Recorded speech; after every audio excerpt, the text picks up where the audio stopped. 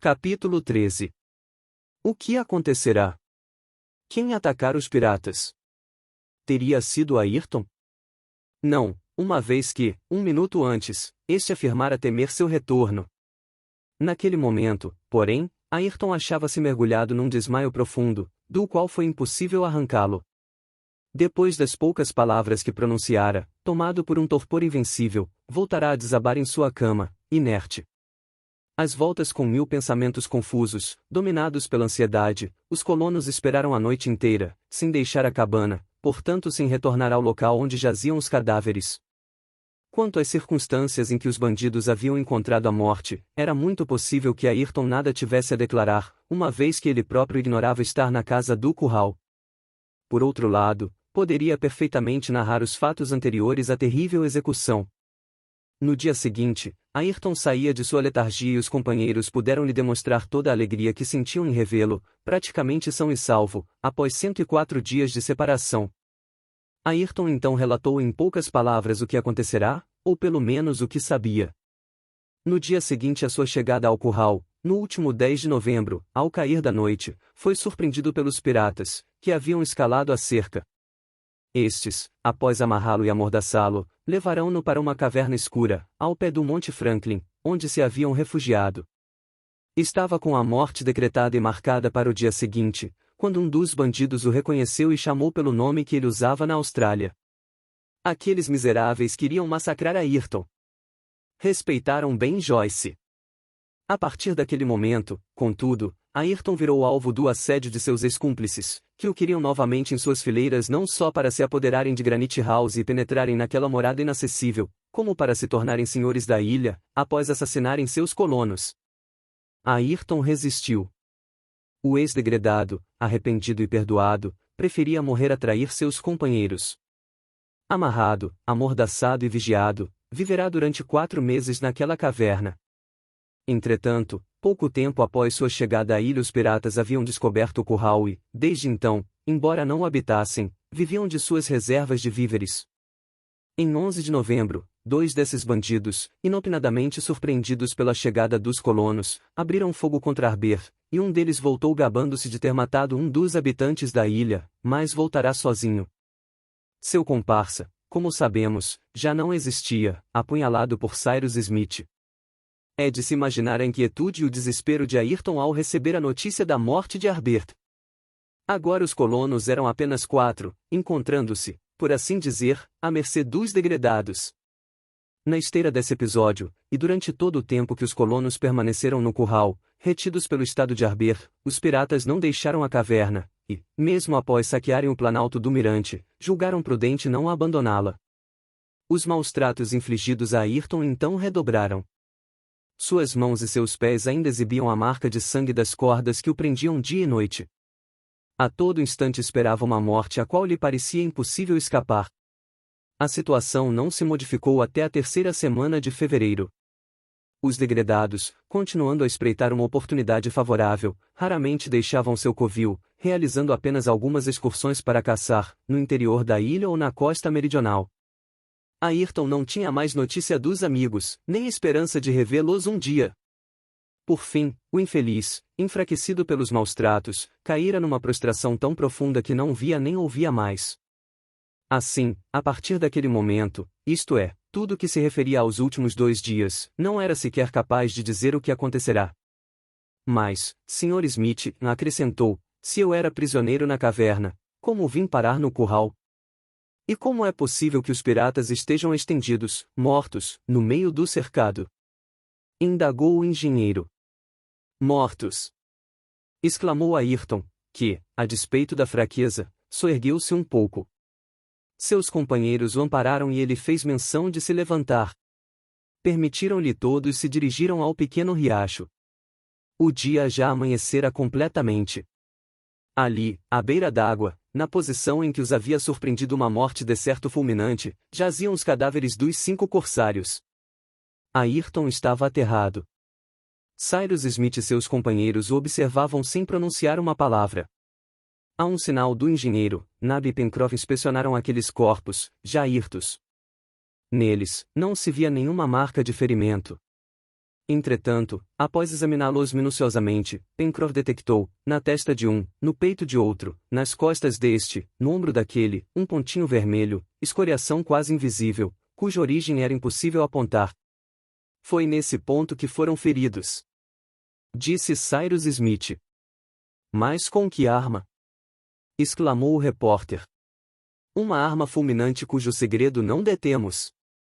E quem os fulminou? Perguntou Pencroff. O justiceiro da ilha, respondeu Cyrus Smith, aquele que o transportou para cá, Ayrton, aquele cuja influência continua a manifestar-se, aquele que faz para nós tudo o que não podemos fazer com as próprias mãos e que, feito isso, evapora no ar.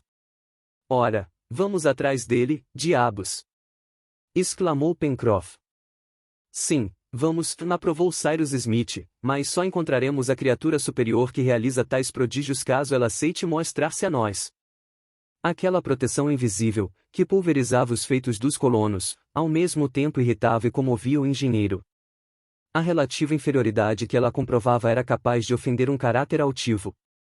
Uma generosidade que age de modo a recusar qualquer demonstração de gratidão denotava uma espécie de desdém com relação aos devedores, o que, até certo ponto, aos olhos de Cyrus Smith, empanava o valor do serviço prestado.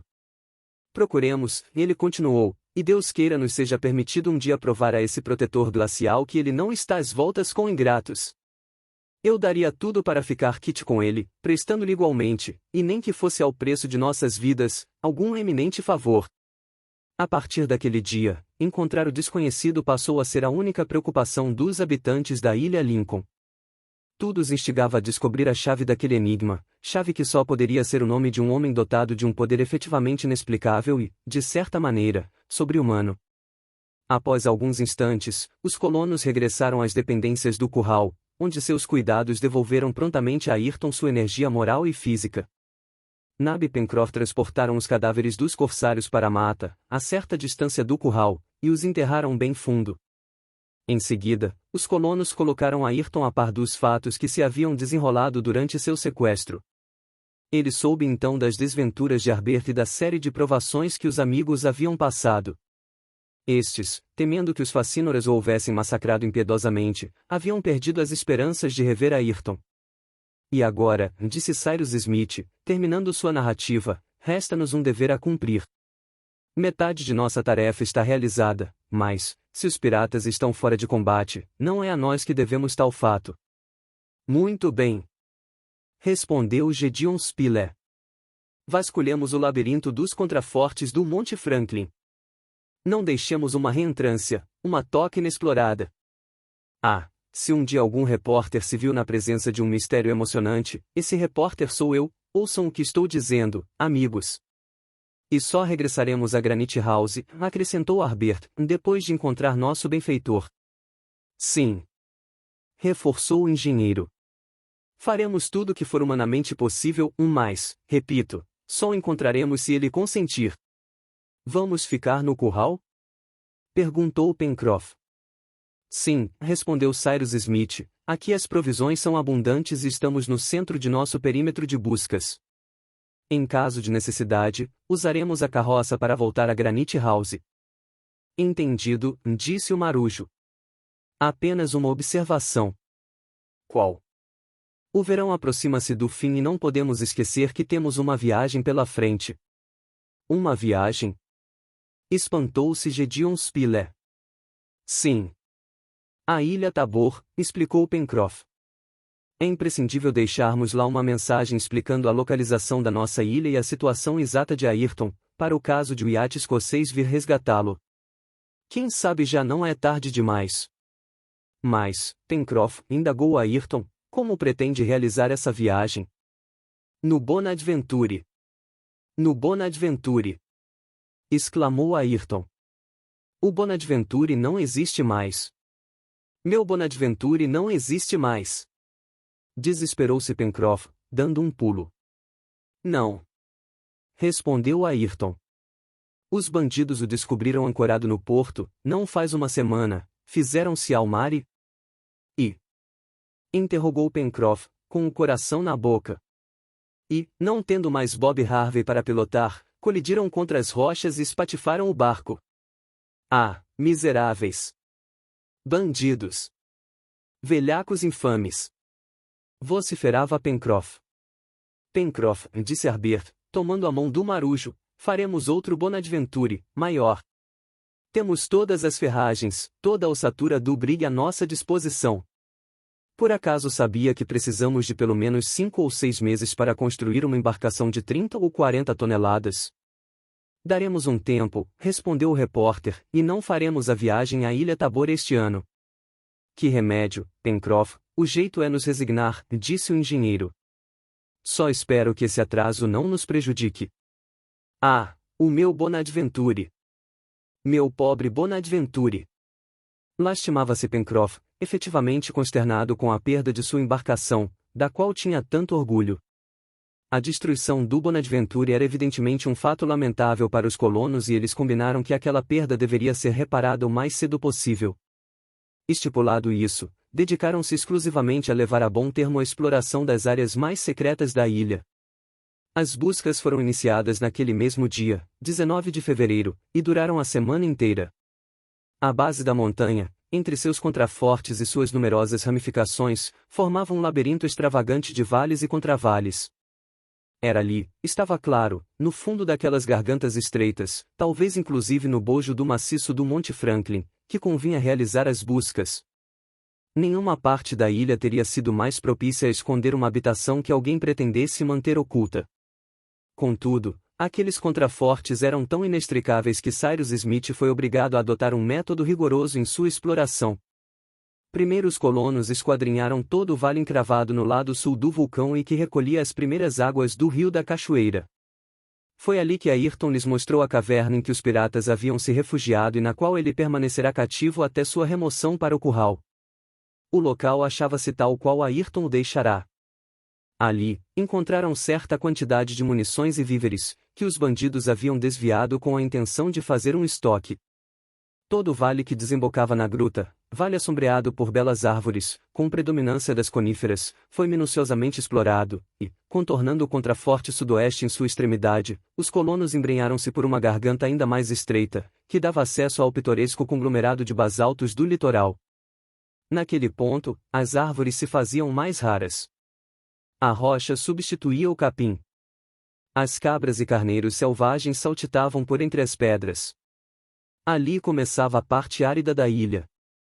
Já era possível perceber que, dos numerosos vales que se ramificavam na base do Monte Franklin, apenas 3 eram arborizados e ricos em pastagens como o do Curral, que confinava no oeste com o Vale do Rio da Cachoeira, e, a leste, com o Vale do Córrego Vermelho.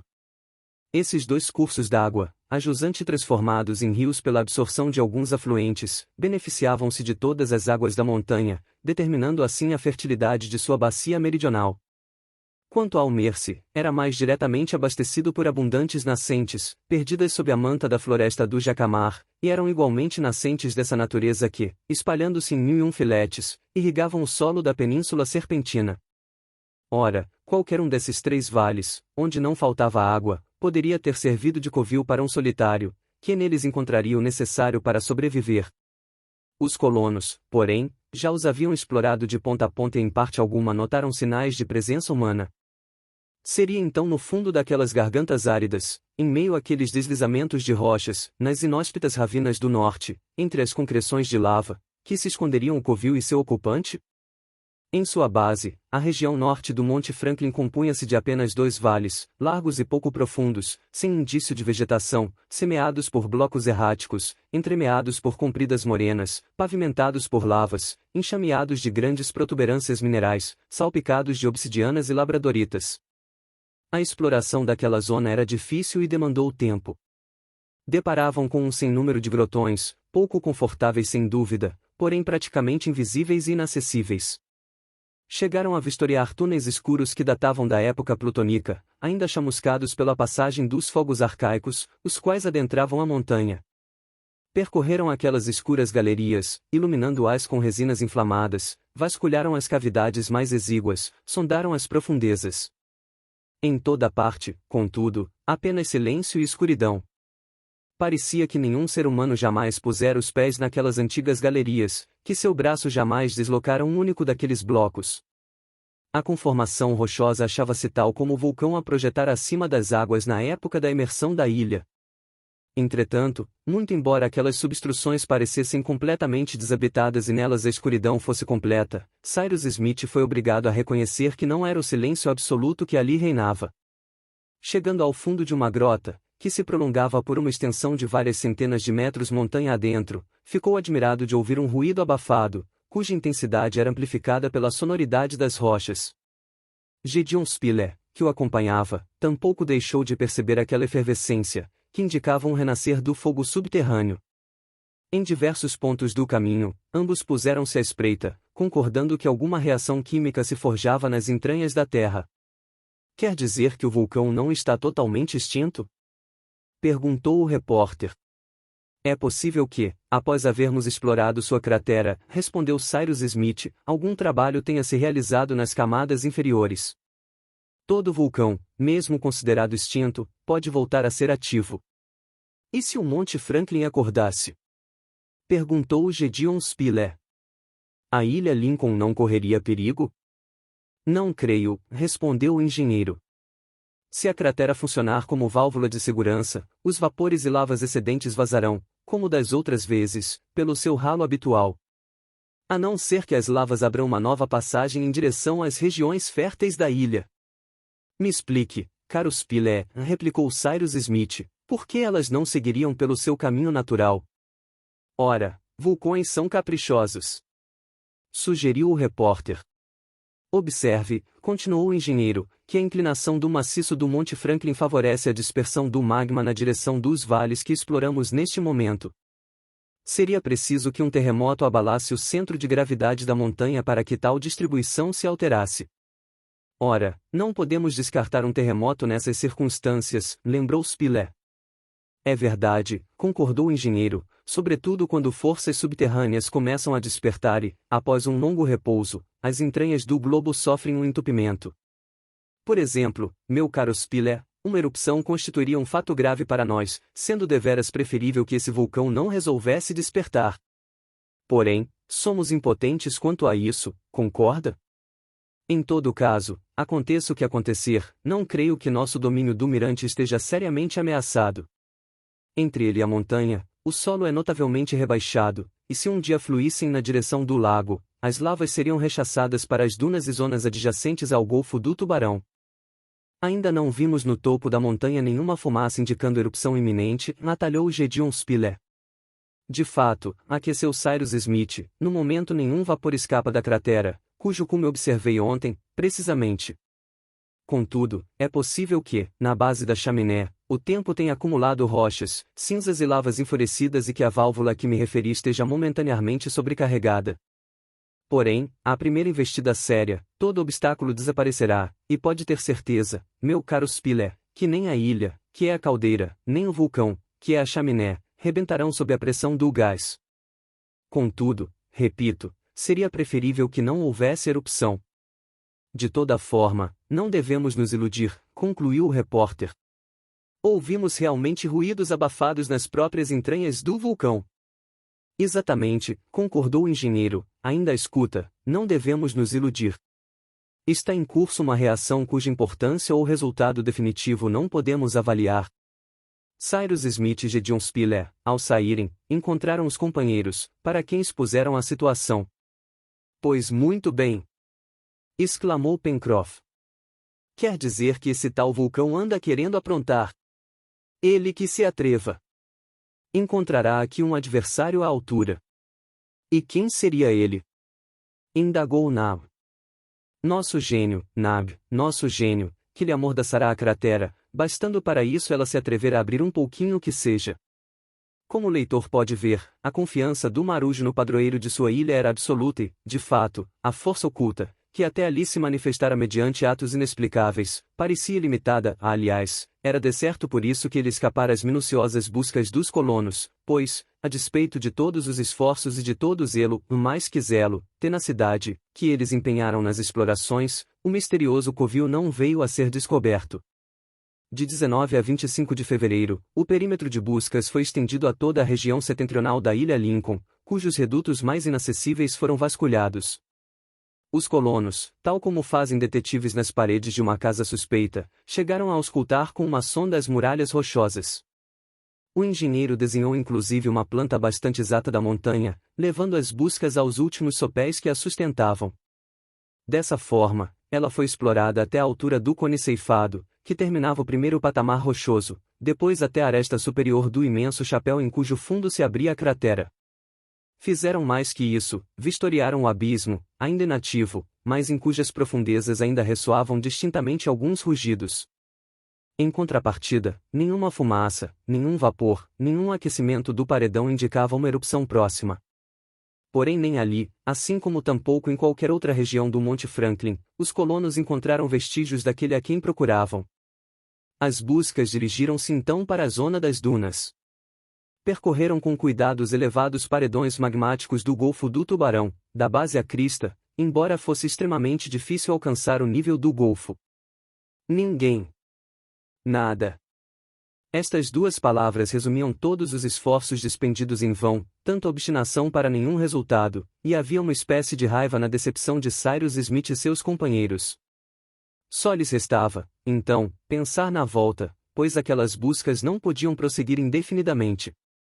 Os colonos achavam-se, por assim dizer, em todo o seu direito de acreditar que a criatura misteriosa não residia na superfície da ilha, o que gerou as mais loucas hipóteses em suas imaginações superexcitadas. Pencroff e Nab, em especial, não se limitavam mais ao estranho, deixando-se seduzir pelo mundo do sobrenatural. Em 25 de fevereiro, os colonos regressavam a Granite House e, por meio da corda dupla, que uma flecha propeliu à soleira da porta, restabeleceram a comunicação entre sua morada e o solo. Um mês depois, comemoravam, no 25º dia de março, o terceiro aniversário de sua chegada à Ilha Lincoln.